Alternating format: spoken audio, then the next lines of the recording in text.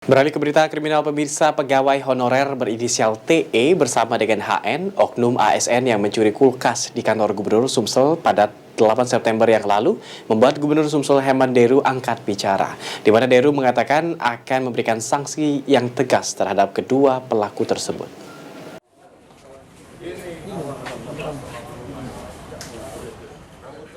Aksi yang tidak terpuji dilakukan oleh oknum ASN berinisial HN dan oknum honorer berinisial TE yang mencuri kulkas di kantor Gubernur Sumsel yang merupakan tempatnya bekerja.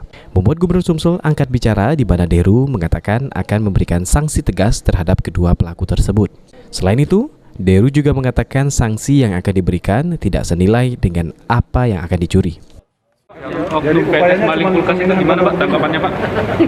Kulkas yang dimalingnya itu tidak senilai dengan sanksi yang bakal dia dapatkan.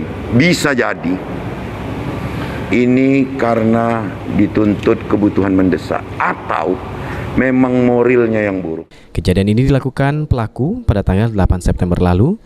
Dalam aksinya, pelaku masuk ke ruangan menggunakan sidik jari pelaku, kemudian mengambil kulkas dan membawanya menggunakan mobil pick-up yang mereka sewa.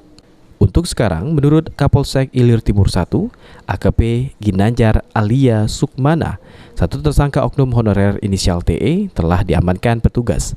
Sedangkan untuk oknum ASN, HN masih dalam pengejaran petugas. Yang bersangkutan mengambil showcase atau kulkas dengan menggunakan fingerprint atau sidik jari yang digunakan oleh temannya. Jadi pelaku ini ada dua orang.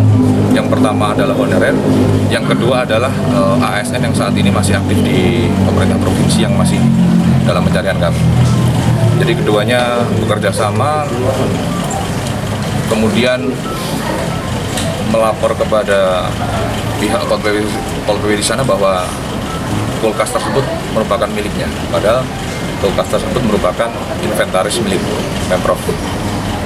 Jadi sampai saat ini satu pelaku tertangkap dan satu pelaku yang ASN tersebut masih dalam pengejaran tim kami. Barang bukti yang diamankan. Irawan, PAL TV.